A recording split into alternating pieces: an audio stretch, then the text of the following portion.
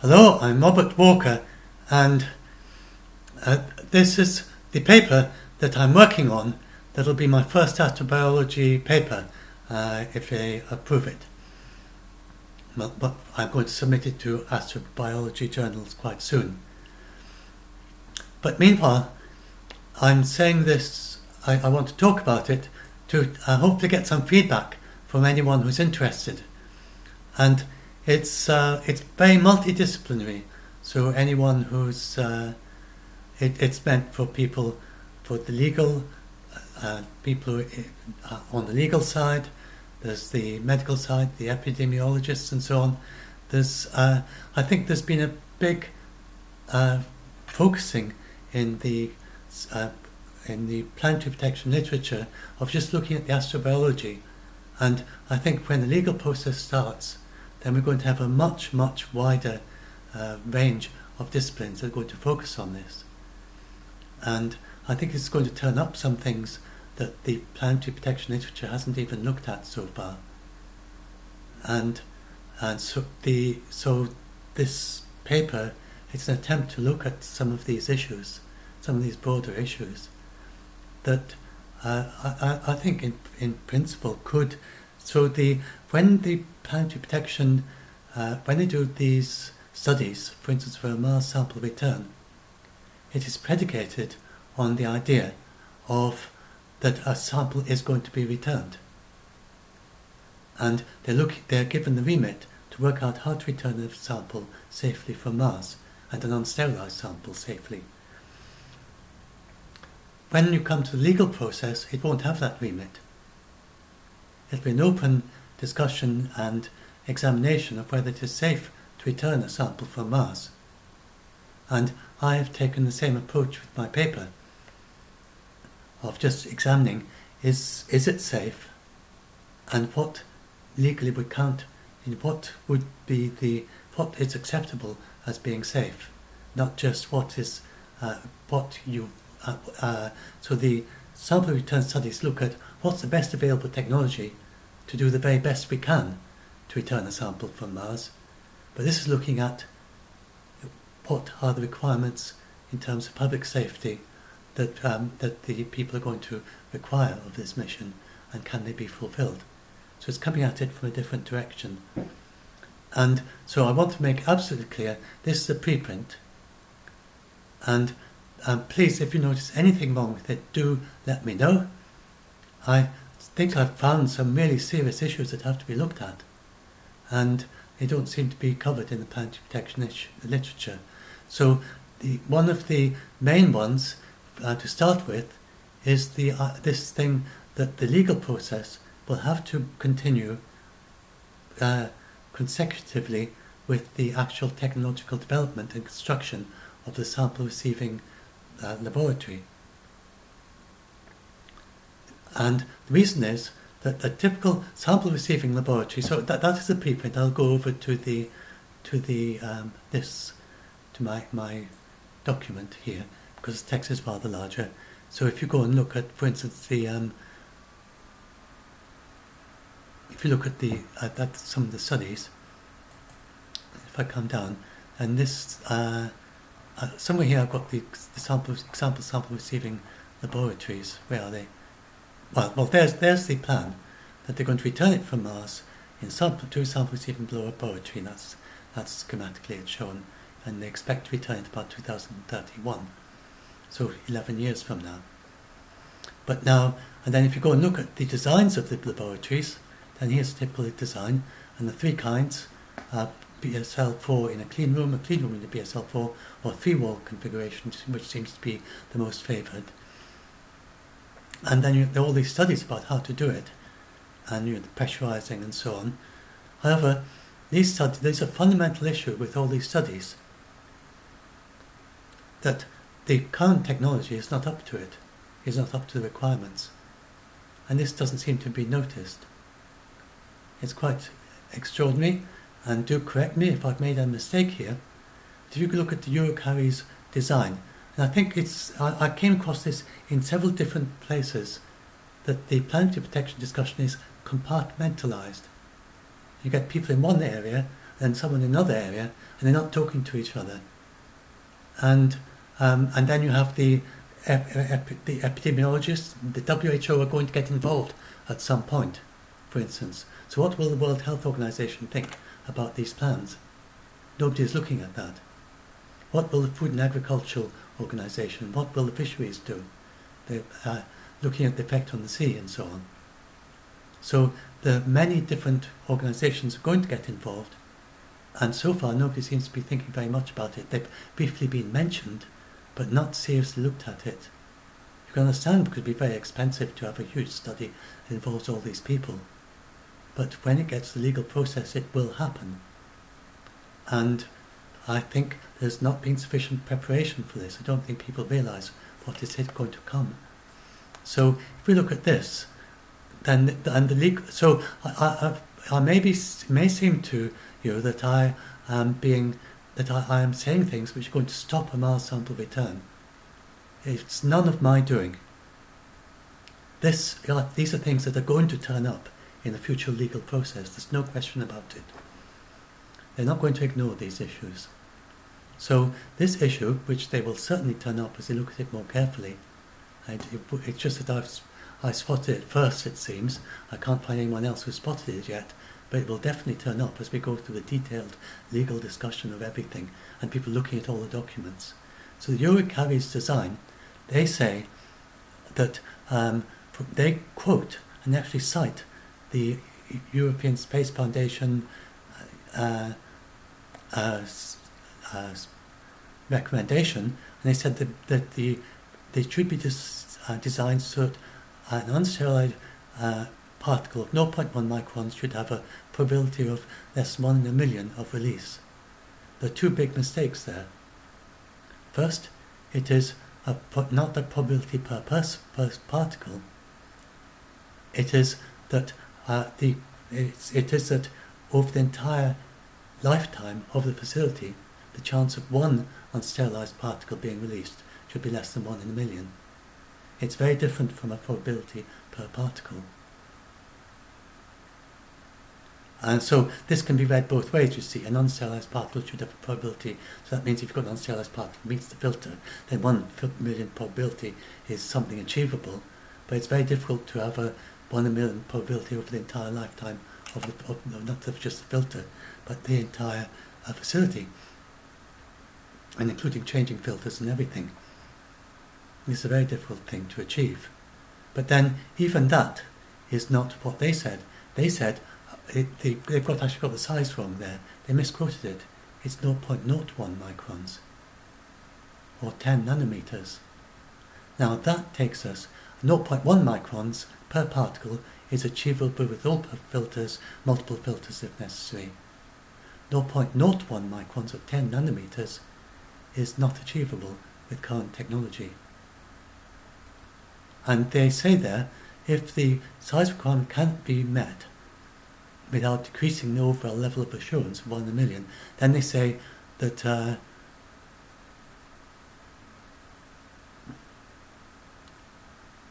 release of a single unsterilized particle of 0.05 microns. So the release of a single unsterilized, so that's the limit that they can go up to. And they say the release of a single unsterilized particle larger than 0.05 microns is not acceptable under any circumstances over the entire lifetime of the facility. Now that's 50 nanometers, and they do this because of considering the things like G-transfer agents and also the possibility of very small microbes that are beyond the limit of what terrestrial microbes can do. They actually found, so I've got a picture up here I think somewhere, no it's further down, there are microns that can go through a 1 micron, that are, where's the picture, photograph of further up then. I'll come to that in a minute. So let's see if I can find it. There we are.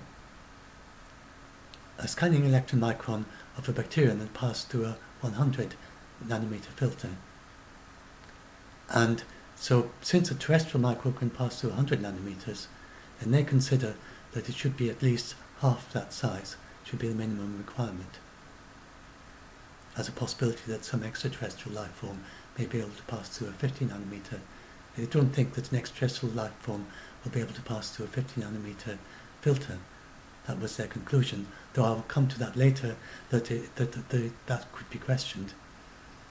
So that's why they have this 50 nanometer restriction. And we don't have that technology. We simply don't have that technology. So I looked at the best available technology. Now, the COVID-19 virus is 60 nanometers. The HEPA filters that are used, for instance, in the intensive care units when caring for people with COVID-19, they can't keep out something of only 60 nanometers. The viruses do get through those filters. But the thing is that the virus, that it needs a large load of virus to get into in order to get COVID-19, not just a single virus. And also, the virus needs to be protected in a droplet. But there's research interest in having a filter that is fine enough to keep out even individual viruses. And this is state of the art, and it's 2020 publication, since COVID-19 obviously. And they tried to make a filter that could keep things out at 50 nanometers, and they achieved capable of filtering out 88% of ambient aerosol particles at 50 nanometers. This is nowhere near the requirement of no particles getting through at 50 nanometers through the entire lifetime of the facility, which is what is required for the Mars sample return.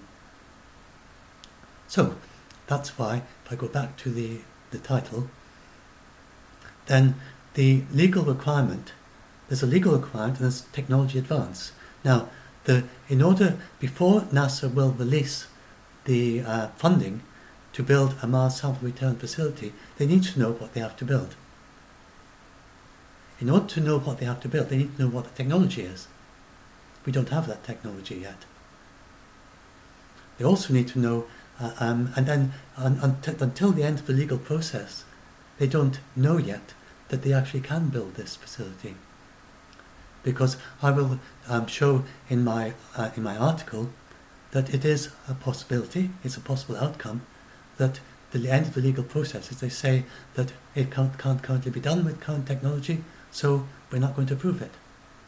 That is a possible outcome of the legal process. And it could be that by 2030 that they just say we can't approve this yet. So because they don't have the same remit as the people writing these studies. These studies say, we are going to return an unsterilized sample, tell us how to do it safely. The legal process says, can we do it? And you have to prove, and the proponents have to show it can be done. So I'm going to talk a lot more about my article in a little bit, but first of all, the timeline of the legal process, we could just about do that by 2031. The timeline for constructing the facility, we could just about do that by 2031 as well. It would actually probably take a bit longer. It just depends. I say in the abstract, I think. I've got the introduction. It's at least 11 years for the initial design until it's ready to receive samples. So if it started today, and in parallel with legal process, it would take us to 2031. So we could just return it in time if we started both of them in 2020, which is not going to happen. The build is not going to start in 2020, they're just doing the scoping of it at the moment. So 2031 is extremely optimistic. And then if we look at the legal process, there are many things that will delay it. The very fastest streamlined legal process is about the same. But the legal process will have to be completed first, then the construction of the facility, and remember, and then you get, so I think that people are just very optimistic because you get these portable lab, and they say, we could have this portable lab and we could just pass it on to a laboratory, move it from laboratory to another, and then the samples would be in there, and then people just go into this lab and examine the samples. That is not going to happen, not at that 0.05 micron level. So we need new technology that we don't have yet. And I don't think it's fully appreciated in the planetary. In fact, I haven't seen anyone say this in the planetary protection papers that I've read. So that is one of the innovations of one of the things that I discovered in the process of writing my article, which doesn't seem to be fully understood, widely understood. And so then I looked at how could we sterilize it, because the two possible reactions. So I'm going to talk more about the solutions. Then I'm going to talk more about some of the other things that haven't been that I haven't found in the planetary protection literature. Basically because I'm not a specialist. I think that's the reason. I have an overview and I see lots of different things, and then bring them together, and I find that nobody's done it. So that was one example. So yes, what was I going to talk about? The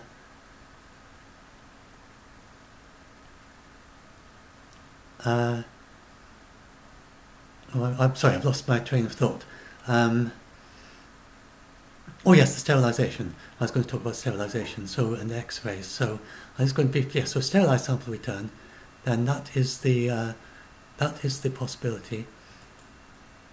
So if we can't do an unsterilised sample return, well, it turns out that just about all the science that they want to do with the samples that Perseverance is going to be caching can be done with a sterilised sample return.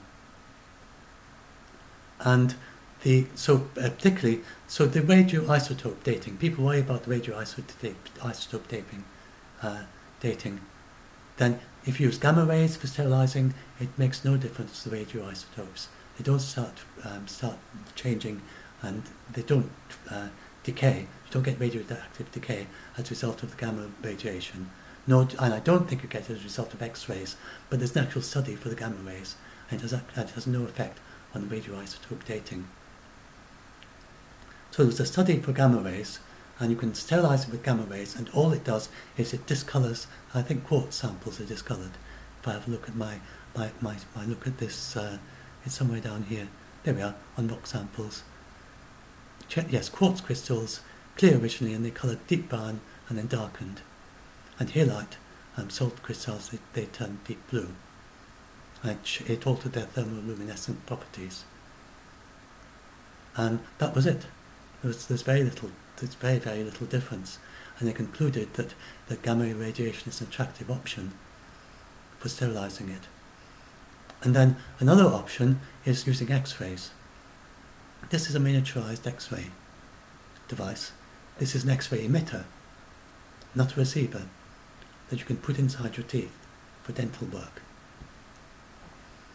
And if you look at these, they're using nanotechnology, and they make it operates at all the operation is suitable. It has a much lower requirement, only 10 watts compared to 1.2 kilowatts.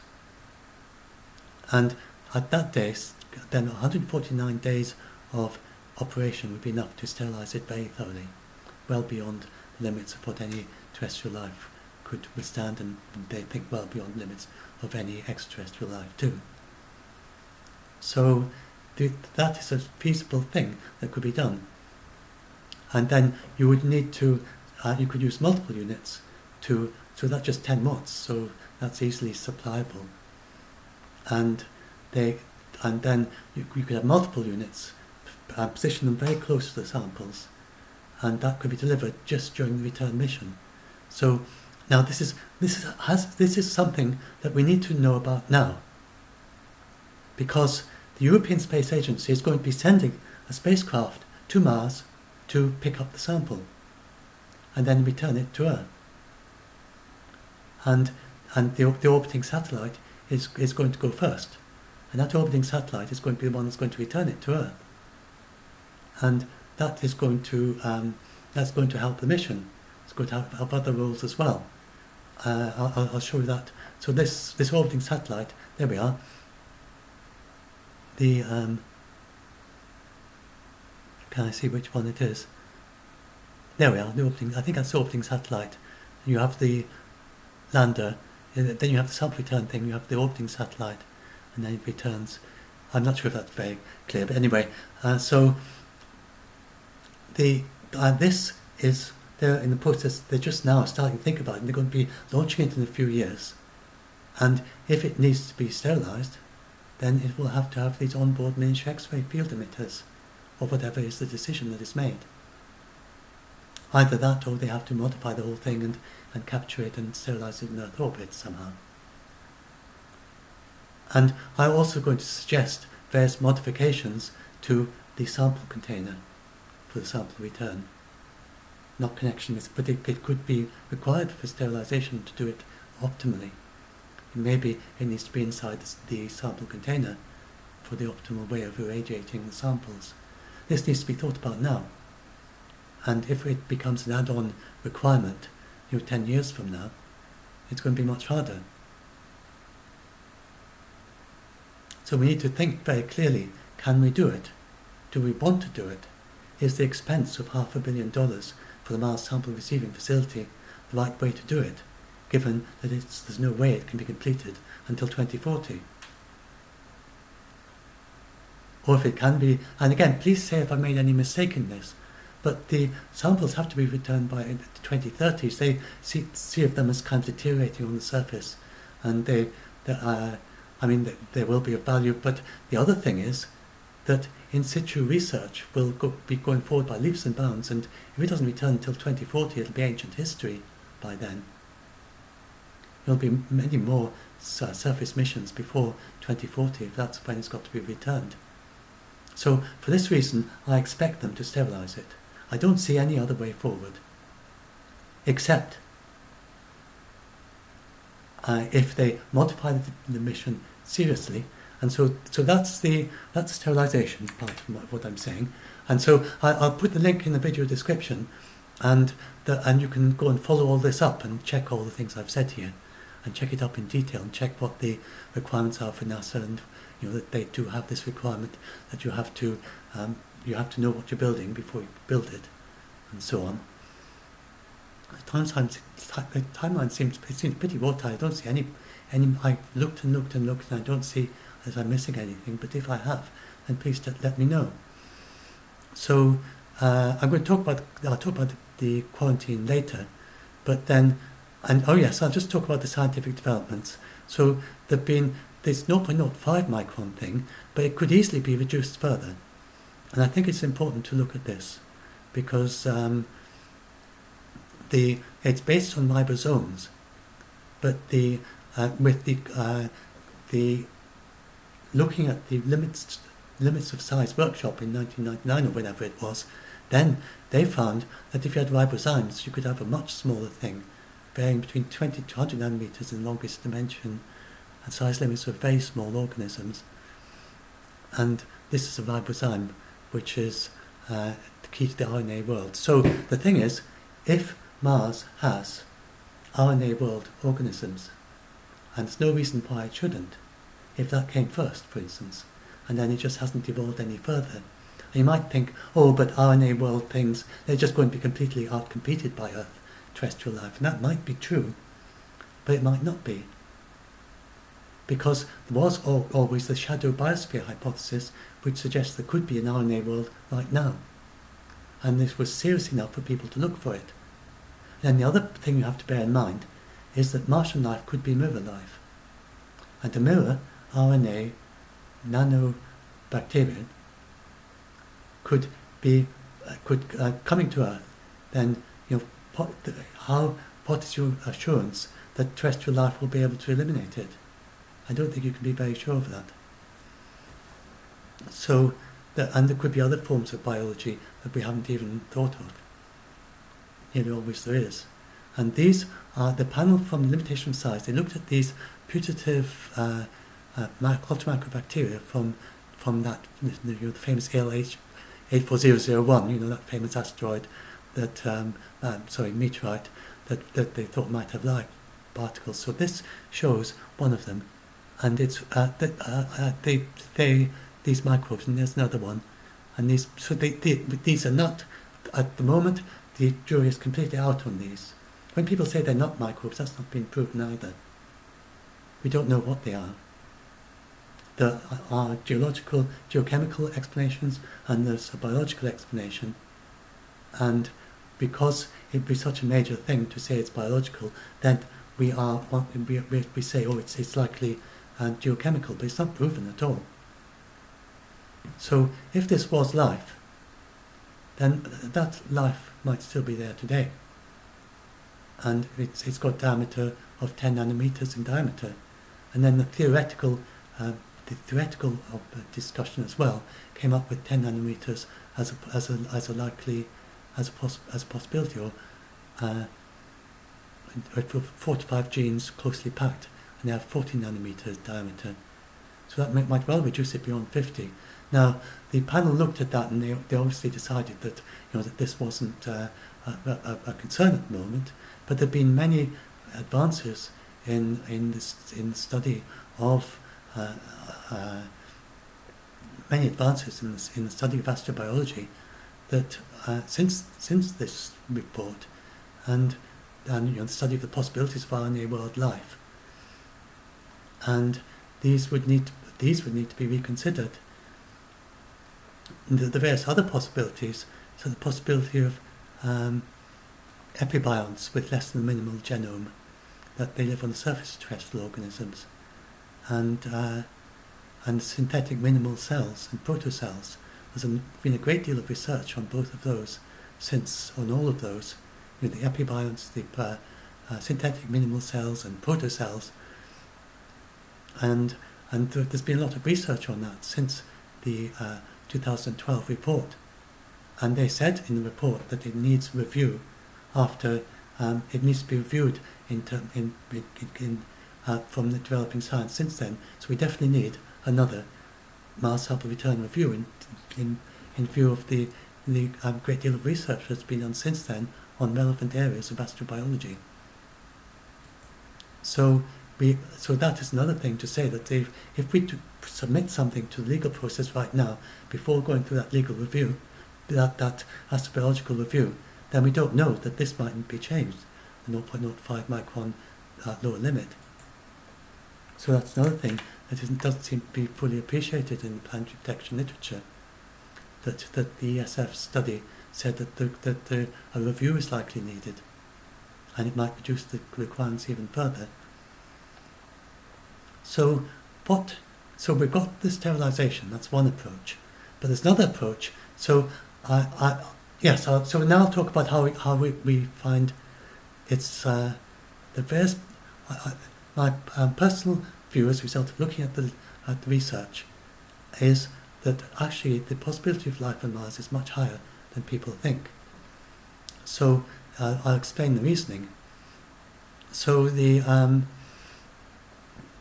reasoning is that it goes back to the idea of O'Malley, have I got his name right? This is the idea of a swan song biosphere. Jack O'Malley James, that's it.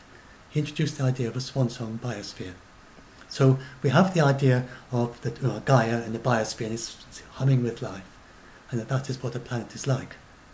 But of course, eventually, like on Earth, eventually it get too hot, and the life will only survive on the top of the highest mountains unless we shade it with mirrors and stuff, or we move the Earth, but just following the natural development of our biosphere. And so then, if in that situation, then with there would be very little life left on Earth, yet there still would be life. So that's the swan song biosphere. Now Mars could be exactly that situation. It could have been humming with life early on, and then lost its atmosphere, and there was hardly any life left. So that's the idea of a swan song biosphere. And so Mars could have a swan song biosphere, but then you look and you say, oh, but it's been 3 billion years or so, and it's billions of years since it even had lakes there, and we have these occasional rivers flowing, but then how would life come and evolve again? It seems too late for even a swan song biosphere to survive. And that's the main reason why people are sceptical about the possibility of there being any life on Mars. They think if it is, then it's probably deep below the surface, and may come up to the surface when it's more clement there. However, I argue that a swan song biosphere could continue habitable all the way to the present. And the reason is because it could be self-perpetuating. It could maintain a homeostasis.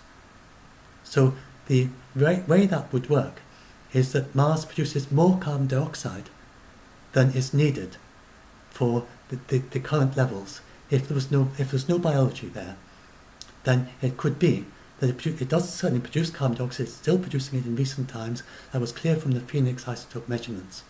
That it's producing carbon dioxide. And what's more, this carbon dioxide is exchanging with water on the surface.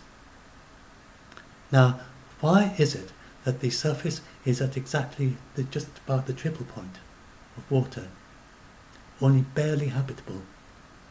Why over all this time hasn't it dried up more than that? Over so many billion years.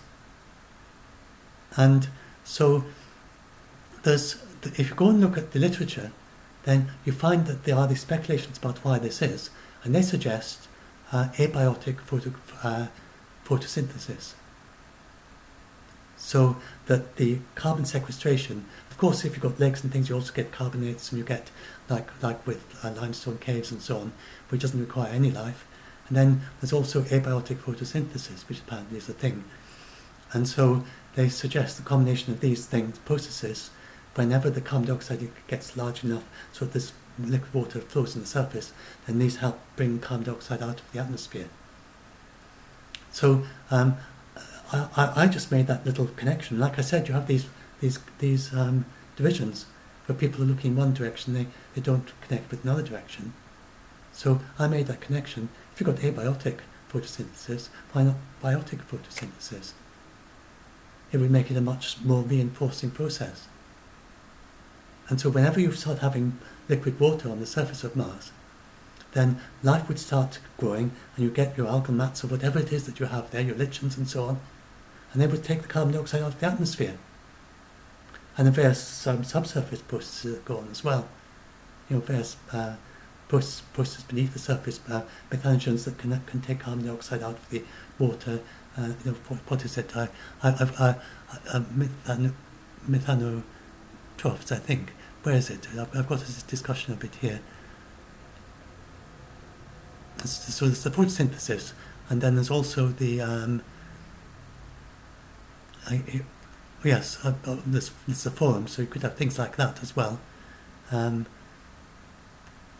then, but then there's also the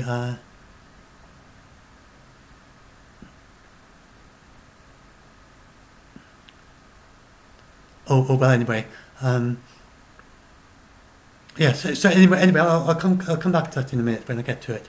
But the so then there's a question. There's actually seasonal oxygen on Mars, and it's actually the oxygen is above the prediction, and then it's below prediction in winter. And this leads to the question: could there be could this be produced by some biological process? And there's a weak correlation that there's less oxygen generated when there's more dust in the air. And that's something you'd expect from photosynthesis. This is a very, very weak argument. I'm not saying this is in any way watertight. But, and so then I do a little calculation there about how much oxygen you would expect. And we see that 26.6 grams of oxygen per square meter, which is the figure they come up with. It's a high figure to explain through biology, but not impossible with the subsurface brines.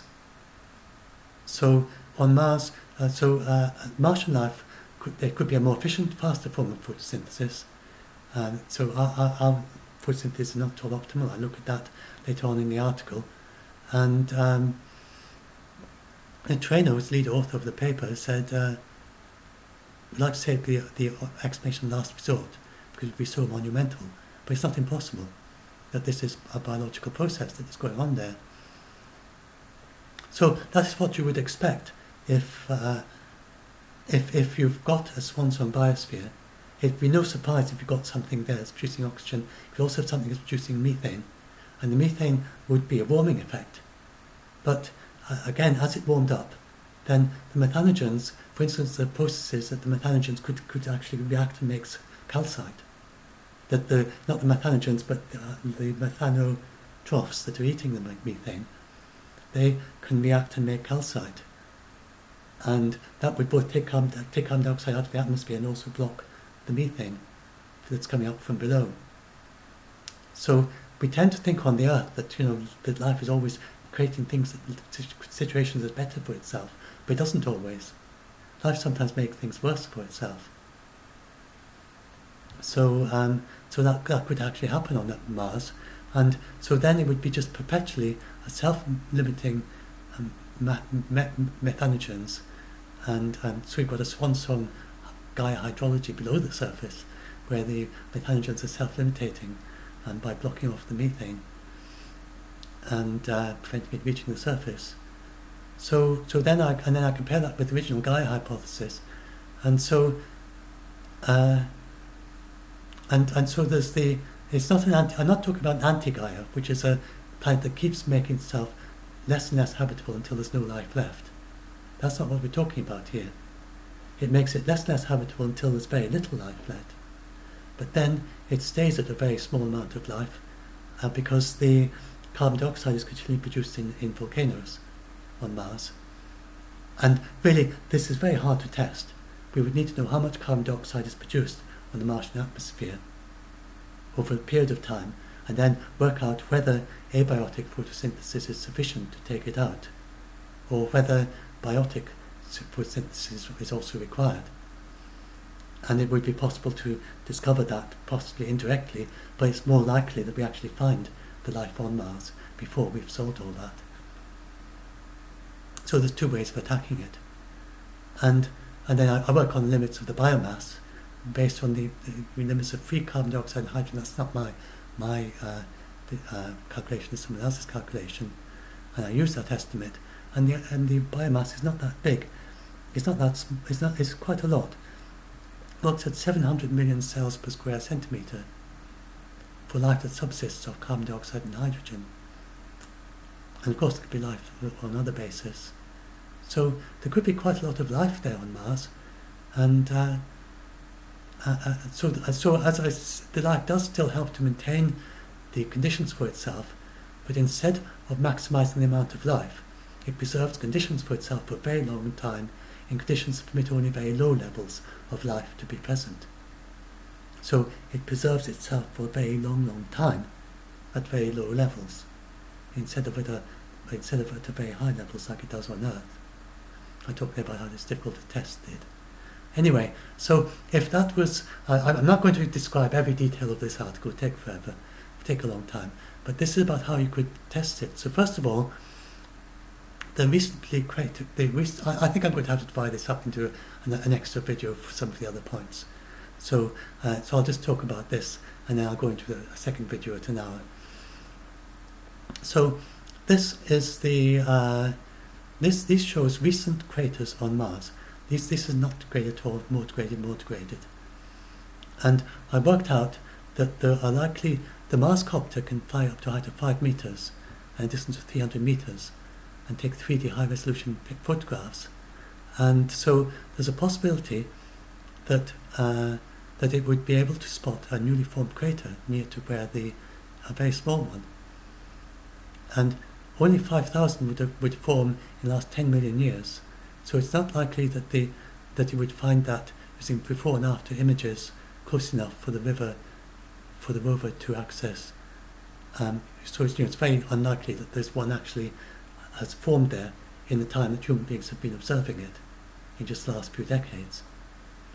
Although there are hundreds of newly formed craters from orbit, and so others are likely to be in regions of astrobiological interest, but it's not likely that it's as recent as that. But we should be able to find one that's nearby, that's only a few thousand years old, and that's exposed it to a depth of about 3 meters. Somewhere I do that calculation. This is based on so the youngest of these craters within 5 kilometers of the cache could be as young as 50,000 years old, and it excavate the surface to a depth of several meters. So that would be a real bonanza, because it's digging into a delta. So the big problem with Perseverance is it can't drill, but it could already have an excavated, newly formed crater nearby. And I suggest the Mars copter should be used to look for newly excavated craters near to Perseverance's landing site, and that it could then go and find them. It would be very difficult to find them amongst even the 5,000 in the last 10 million years. But if you can observe close, especially if you can observe close up, and then you can find even smaller ones. That's only 30 meters across. There'll be even smaller ones that you would also observe. And it's also very promising because of the very fast erosion of the organics in this particular delta. And so it works out that it's so the rate of erosion is probably fluctuated over time, but it could be between 0.1 to 0.3 meters per million years, and the lower end it would be so it's not impossible that it could recover wind eroded material with a surface age of only a few tens of millions of years that's been 3 meters below the surface. No, if it was 0.3 meters per million year, then in 10 million in a million years, that's 3 meters in 10 million years. So that's the higher end of the range.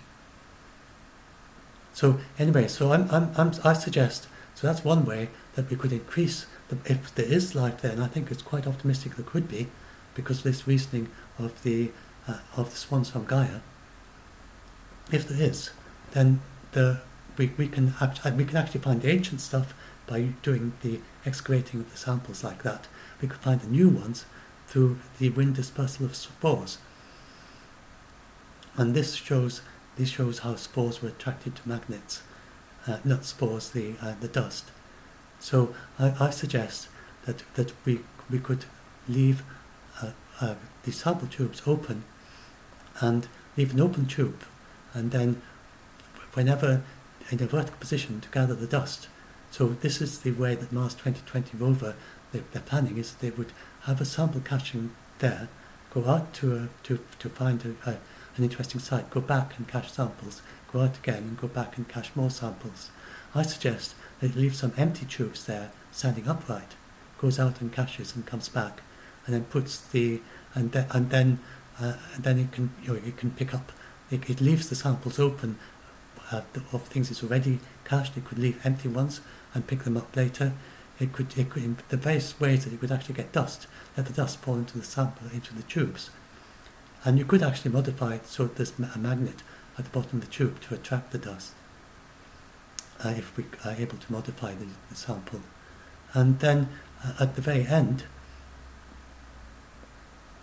and then I suggest that the retrieval robot, which is described there, that could be designed to dig a trench into the surface. Again, you're talking about things that could probably quite small modifications of what they already have. The sample caching is just modifying how it behaves, and just modifying where you leave leaving the samples open for a while, the containers open for a while. This is actual modification, or so. But I touched something and it moved down. I have to come back down again. So this is actually modifying the way it actually behaves. I'm just keeping an eye on the timing. Here we go. Let's go down. This is modifying. So this is actually modifying the actual instrument. So this is a mock-up, just a 3D animation of the sample retrieving rover, and this is the hand that would pick up the samples. This is the Viking scoop. It was used to scoop up dust from the surface. What I'm suggesting is that some modification to this arm, and you can do it at the end after picking up all the samples. So it's retrieved all the samples, so even if its arm was damaged or something, it's not a big deal. And then I just have some modification that let it add a scoop of some sort to it. Some scoop shape, or even like it's a couple of prongs that close like that. If one of them had a scoop attached to it, then you could use that to scoop up some of the dust. And then I suggest they just scoop up some of the dust and put it onto the sample return.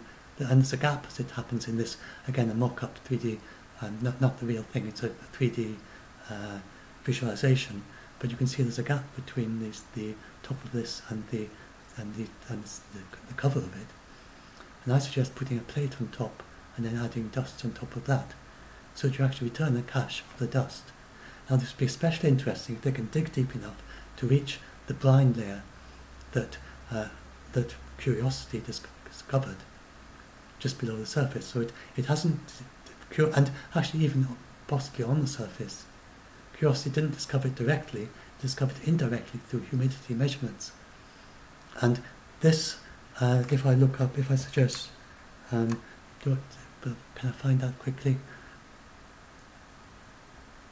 So Milton Renault, it's going up. So yes, so that's, then I'll talk about where we can return it to after I've done this. So this is just a quick motivation. I've got another quarter of an hour so to reach an hour, so I can talk about that. I think I actually passed that section, so I'm just going up to it again. No, not that one.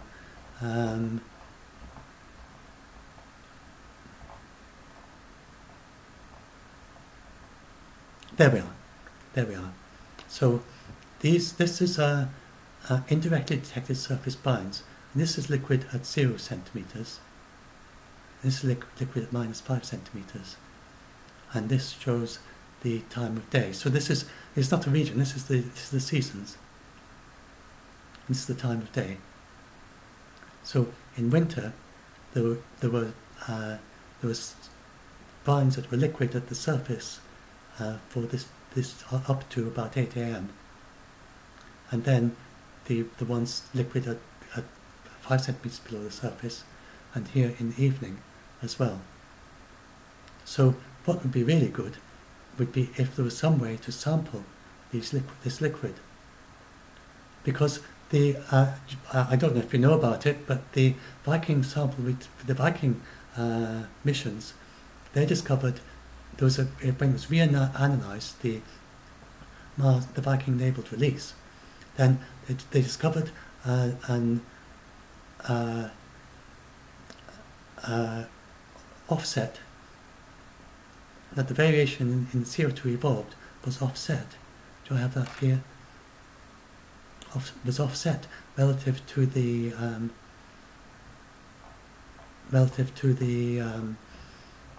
was actually offset. I'm going to search for offset. Emissions, yes, by 2 hours. So they found the emissions, but this was the experiment where they fed organics to the dust, and they hoped that there might be some life in it, in liquid. And then it evolved carbon dioxide. The carbon dioxide was offset by 2 hours relative to the temperature changes. And this strongly resembles circadian rhythms, and it's very hard to explain by purely chemical processes. And this still hasn't been properly resolved. There are abiotic explanations of what happened involving the perchlorates, but this particular detail of the emissions offset is very hard to explain. So personally, I think that this seems like quite good evidence. There are several people who have said that they regard it as being possibly good evidence of life on Mars. So that's the big question: is the life there already? And so now, if I look up Milton Renault, and this is the hypothesis. So again, this is me putting together different things that different people have said. So there we are.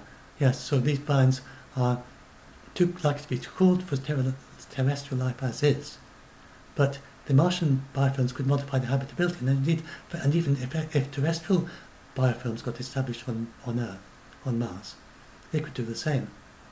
So what would happen is that these binds, they take up moisture from the atmosphere. They're salts, perchlorates and other salts. They take up, and just like salt gets wet in very humid conditions, then these take up the moisture from the 100% humidity at night, especially in winter. Then in the day, as it warms up, they dry out. Now, if you have a biofilm there, the biofilm will take up the water at night. Then in the day, it'll retain the water. And in that way, it maintains habitability through to the daytime. And then when it's warm enough for life to be able to do its thing, and some of this is at 0 centimeters, so some of it could be photosynthetic life that could take up the water at night and retain it through to daytime, and then do its photosynthesis. And the various other redox gradients in the dust that other forms of life could use. So that's Milton Reynolds' suggestion.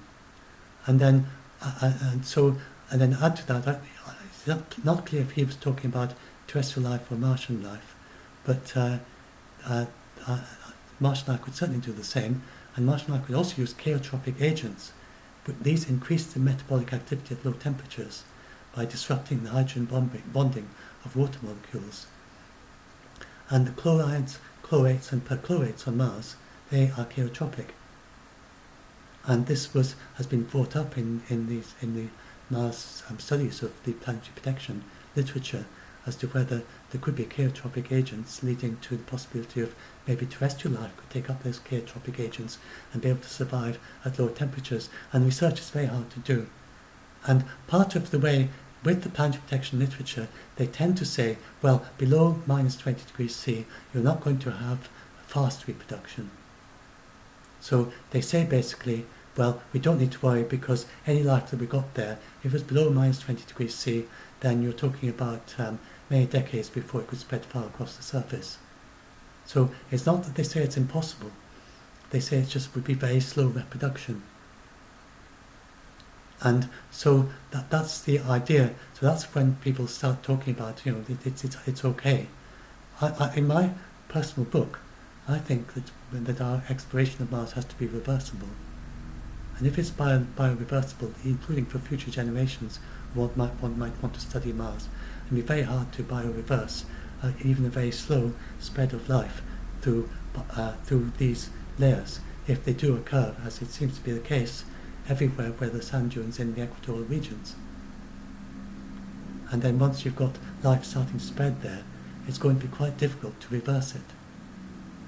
So I think we need to take extreme care even about introducing cold life.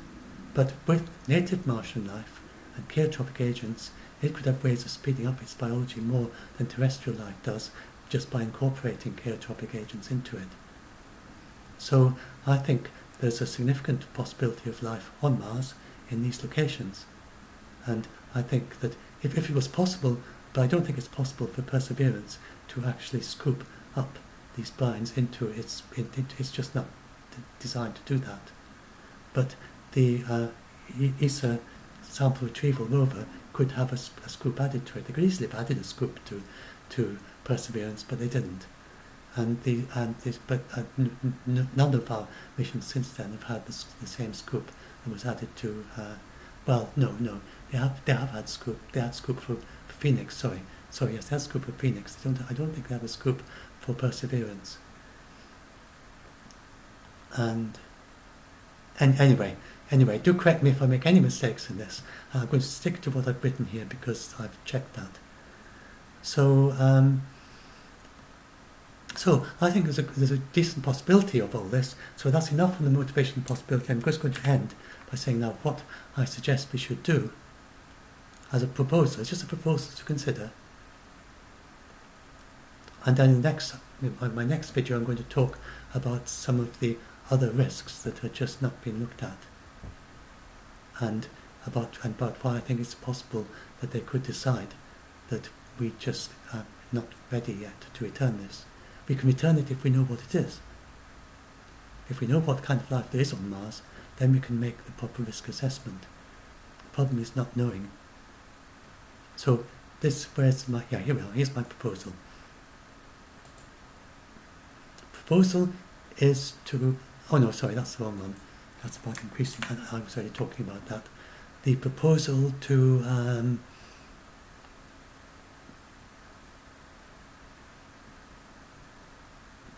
so I was just going to say that, generally astrobiologists have looked at the sterilized sample returns as an aspirational technology demonstration. They don't expect Perseverance to return something that is going to make a big difference in their field, because it's not optimized for finding life. It's not able to detect life in situ. And either past life or present day life. So I was talking about drilling and these craters excavating. The problem is that it might excavate some organics, but is that organics life? Is it biotic? The Perseverance can't check that. So it returns some organics, but it might turn out it's returned the wrong organics. It could be just organic infall from meteorites, for instance, and from comets. And indeed,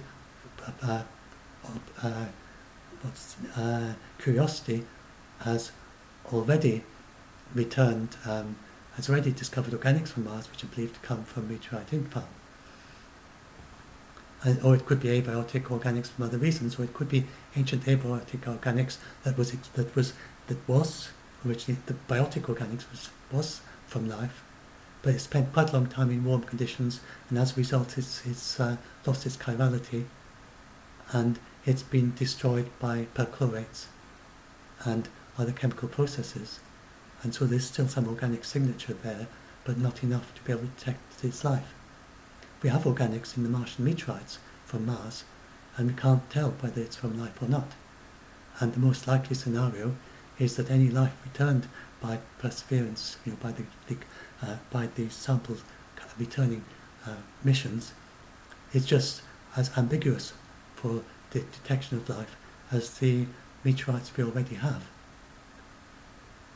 And I actually think that actually it'll be very difficult for Perseverance to find past life. And its best hope, I think, is if the ESA rover finds past life, because it's able to drill to some depth, and it's able to, it's somewhat more, sadly it isn't equipped with life detection either, but it's possible that through a combination of looking at what it's discovered, it comes to some insight. The trouble is that to detect past life, you need multiple different ways of detecting things to check against each other, or a very, very clear signature. It's not likely that it could develop as far as multi-cellular life, and we find recognizable bones or fishes or anything like that. So it's going to be microbes almost certainly, or biofilms, or maybe something like a stromatolite if you're very lucky. And the terrestrial stromatolites are very difficult to prove that they were stromatolites, the very ancient ones. So anyway, so this is the sterilized return does make sense. However, if the decision is made that it's very likely that there is life there, then then it's just a technology demonstration for life. And then if you're very lucky, there is some life there. And because it's sterilized, you're not really too bothered, because you think maybe there's only a 1% chance of life there. So, it's not worth the expense of going to all this fuss to deal with what's a very unlikely scenario. But now, if you think it is quite a high probability, and this is where I have this proposal, and see if I can find it. Well, it's earlier on.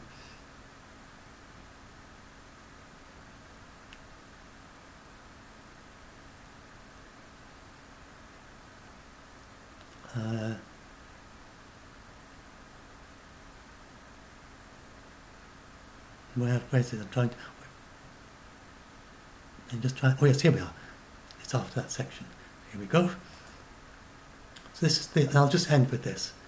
This is a proposal to return a sample for teleoperated in-situ study above geostationary equatorial orbit. Now you get people saying, oh, so again, I think as far as I know, this is new to me, this proposal, this particular location. To get people saying, oh, we'll return to LEO, that's hopeless.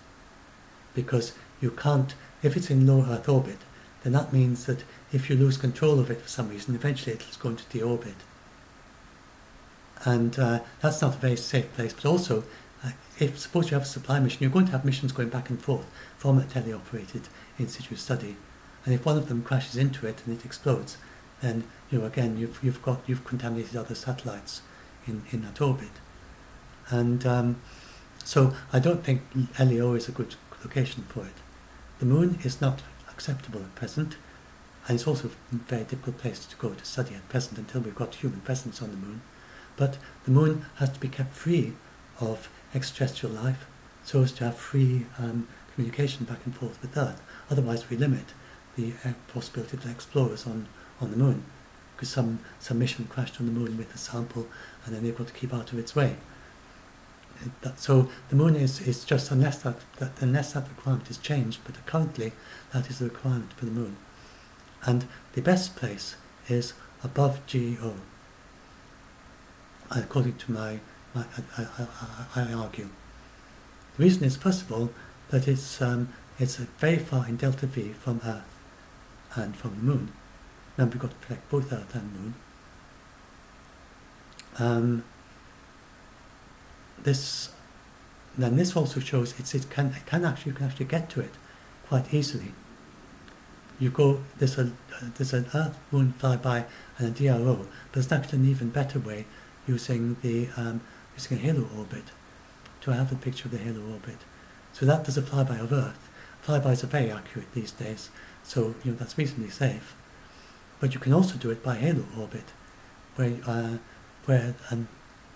LL2 halo orbit. I don't have a diagram of that, but that is an unstable orbit around Earth, which slowly circles the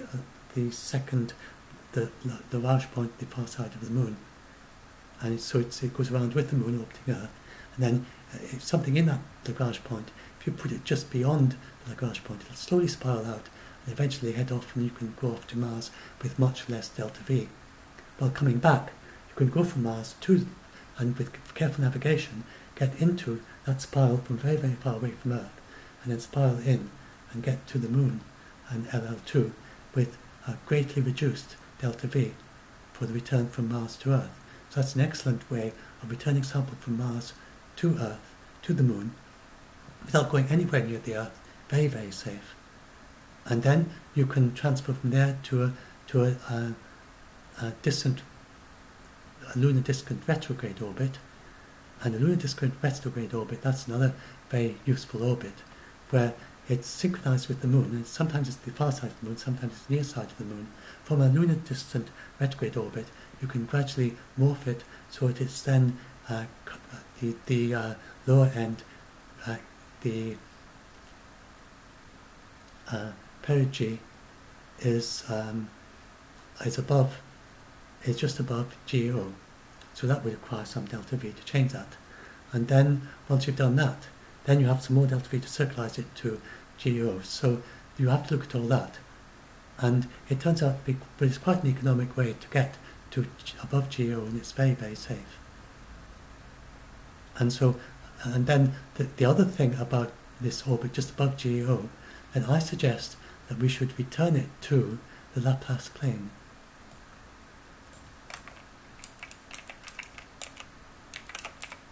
So if I go down to there, the Laplace plane, an angle of 7.2 degrees. Let's go down to where I've got the, that's an angle of 7.2 degrees to the, here we are, in between the ecliptic and the equatorial plane. And it's not actually exactly plane, it's somewhat curved. It's at 0 degrees close to Earth, and it's 23.44 when far from Earth. And at the region above GO, it's approximately 7.2 degrees from the equatorial plane. Now this is the plane of maximum stability for debris, including light debris such as insulation. If that is shed from a spacecraft, then its maximum stability is in the Laplace plane. It's the same plane, the Saturn rings, the rings of Saturn are in the Laplace plane of Saturn.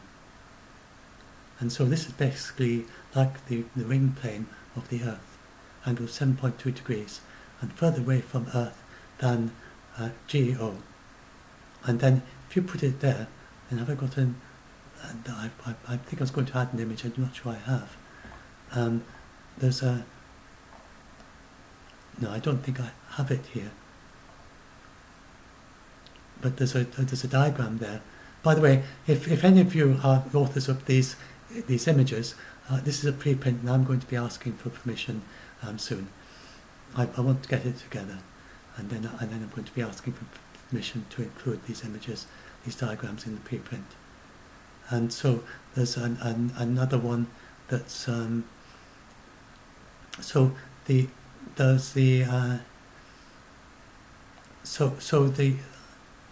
yes, I've talked about that, about how it gets to there.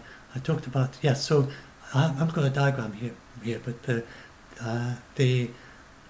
if you look at where dispersed, so suppose there will be missions to and from this satellite. Mm-hmm. If it's returned to above, I'm not sure if I really quite explained the reason. You've got it's in GEO, it's a satellite, and you study the sample there by telerobotics from the Earth.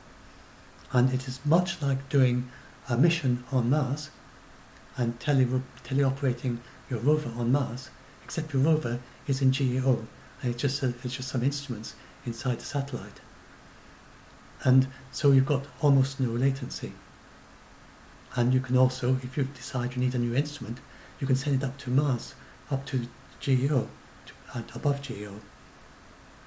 And so it's just like running a mission on Mars, but your sample is already in just above GEO, and it's much easier to study it there.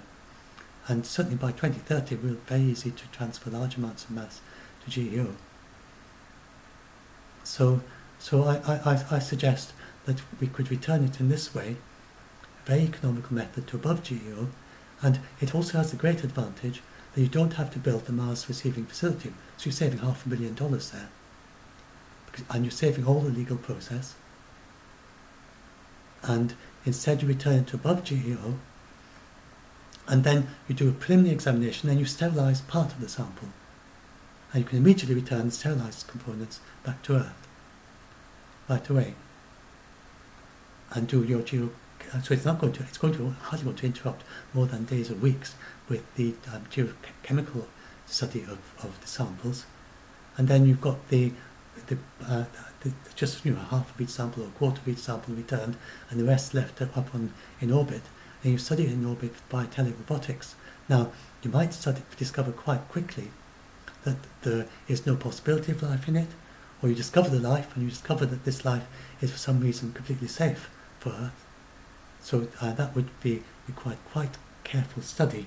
I urge a bit of caution there, because there may not be only one life form there. Suppose you find RNA world life, there might also be modern mirror cyanobacteria, or some spore or other there as well. And so you have to be sure not just that the life that you've discovered is safe, but that all the life that there could be in the sample is safe for Earth. So until you can do that, you have to sterilize everything that is being returned.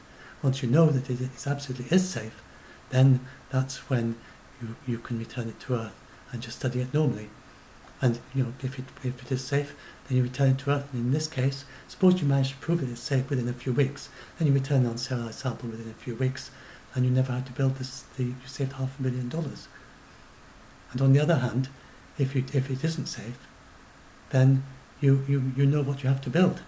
If you've got mirror life up there, for instance, so a mirror life cyanobacteria, you would never want to. You'd be very, very cautious about returning that to Earth, and you would probably just wouldn't do it. So you certainly you wouldn't release that from a synthetic biology department.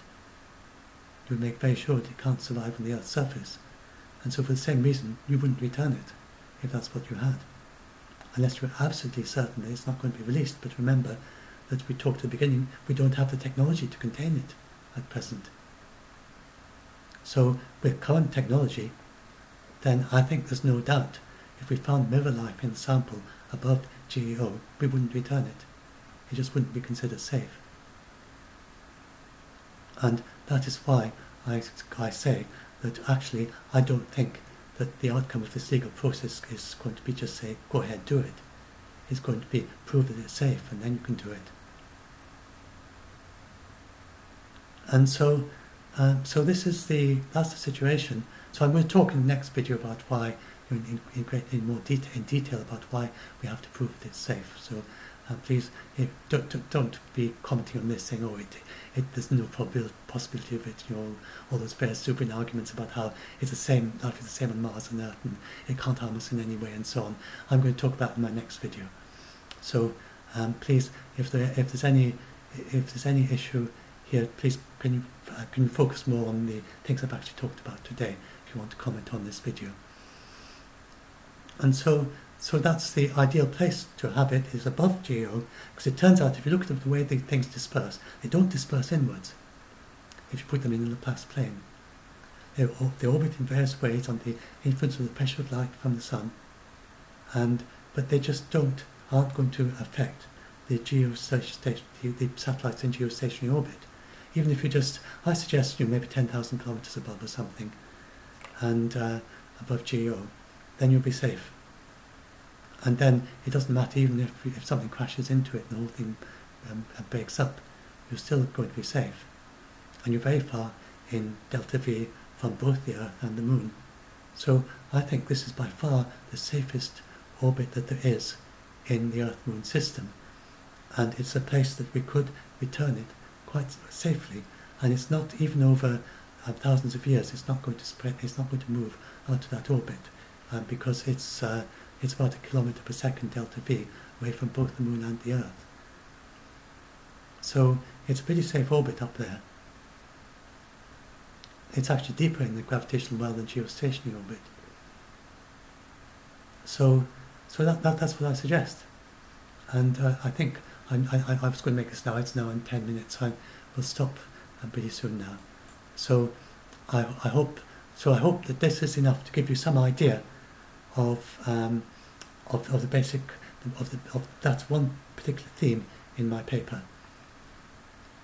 And so please, and I'm going to talk in the next video about, I'm going to look at things like mirror life. I'm going to look at the possibility of asymptomatic spreaders in a quarantine. And these things have just not been looked at. And the possibility of microbes from Mars becoming part of the human microbiome in a quarantine facility and then ending up on the terrestrial surface. I'm also going to look at the analogue of Martian microbes with nanoplastics, and looking at the Joshua Lederberg's. He talked about how the immune system, the terrestrial immune system of our immune system might just not recognise Martian life as life, and the Martian life could be equally mystified, but then it could be like nanoplastics. And nanoplastics up to 10 microns in diameter can enter the body and go through to every organ in the body. And in the same way, a Martian microbe, if it's not affected by antibiotics, and which is very unlikely it would be if it's a different biology, and if it's not recognised by the immune system, then it could end up doing the same. And so the various other things, I look at the usual example of Legionnaire's disease, but then I also look at which is a disease of biofilms, which can also infect human lungs. And it's a disease particularly of amoeba and biofilms, and those could exist on Mars. And so there could be diseases of biofilms on Mars that can also be diseases of our lungs. And also look at diseases of fungi, and some of them are opportunistic pathogens. There's actually an opportunistic pathogenic fungi that is one of the better candidates for survival on Mars. So it's also possible that you could have Martian opportunistic fungi could enter your sinuses, and then if they're not terrestrial biology, they could cross the blood plane, they could cross into our blood and into the brain. So you really need these, again, the things that just haven't been mentioned in the planetary protection literature to date. The Legionnaire's disease has been mentioned, but not the analogy with nanoplastics. I believe that's new to me. And the asymptomatic spreaders, and the idea of that there's a limitation to the quarantine period, that the quarantine period could be as much as, the incubation period could be as much as 2 decades. That goes back to Carl Sagan. But the idea, which is another thing I look at, but these other ideas of something like Typhoid Mary in quarantine, that doesn't seem to be looked at. Now, when the World Health Organization get involved, for instance, then that's the first thing that'll spring to mind for them. And they'll say, what are you going to do in this quarantine to keep out asymptomatic spreaders and Typhoid Marys? That will click just immediately. That'll be the first thing that springs to mind to them. And yet astrobiologists have been writing articles about this for several decades, and as far as I know, they haven't mentioned this as a possibility yet. So as I say, I'm not trying to stop a Mars sample return. I am not unearthing anything that these people won't come up with during the legal process. I'm just saying, doing an overview and saying, these are concerns that have not even been looked at yet in the planetary protection literature, and we need to look at them. And it may seem extraordinary to you, but I'm very well aware of how we have these compartmentalized thinking, because until about a decade ago, I was both interested in astrobiology and planetary protection. I was keen on humans in space. I loved science fiction and stories about humans exploring Mars, and I never put the two together and asked, how are we going to protect Mars in a human exploration of Mars? I never thought of it. So I have that same compartmentalization. And then, I'm not quite sure how it came up, but this came up, and I thought, they must have something. They must have thought this through. So I went and looked at the planetary protection literature, and there's nothing. Nobody has worked out a way for humans to explore Mars without contaminating it with terrestrial microbes. And then, looking back, returning sample from Mars to Earth, again, there seem to be just huge gaps. Now, of course, it is being discussed, how can we send humans to Mars? But it's very much still compartmentalized. They're not looking in such quite a wide way. And so I think this is the one area where perhaps I can help a little bit as a result of not being an expert. So my background is I'm a mathematician by training, and my actual work was in logic, as foundations of set theory. So perhaps what I'm best at is logical inference. I actually studied the processes of logical inference as used in mathematics for my postgraduate research. I didn't get my doctorate in the end, sadly, but that's what I worked on. It was my thesis advisor suggested that I do a thesis by research after I failed my doctorate, and I just published my research anyway, but I never got around to doing that. But that was my background in research into logical foundations of mathematics. And I think the main way that helped me with citations and with very clear thinking and analysing very clearly the logical processes that are involved in the papers that I read. And so that's perhaps where I can help most of all, the kind of overview, and then just being someone who's been generally interested in the entire topic since the 1960s, of just widely reading the literature on all these quite unrelated, a bit of a whatever you call it, like a polyglot, but I'm hopeless at languages. I forget the word but I've got a very diverse range of interests, and that's what I bring to this paper. And so I developed this first with my OK to Touch Mars. I wrote lots of articles, blog posts, and then I wrote this Touch Mars, and a lot of these ideas that I'm talking about now, I first of all explored in this online booklet. I'll leave the link to that in the description as well, in the video description as well. And that is just mainly describing things. It's describing both what is already known about planetary protection, and then I'll start asking questions, and then I didn't find the answers to them, so you find these questions in there as well. And then I said, oh well, then a friend said, oh well, you should write this up as a paper, an astrobiologist friend. And so I said, oh well, okay, I'll do that. And so that's what I'm doing. And so that is the origin of this paper. And so please, I'm not an astrobiologist myself, and I haven't got training in astrobiology. My training is in maths, and I talk to astrobiologists, I ask them questions, I read the literature, I know how papers work.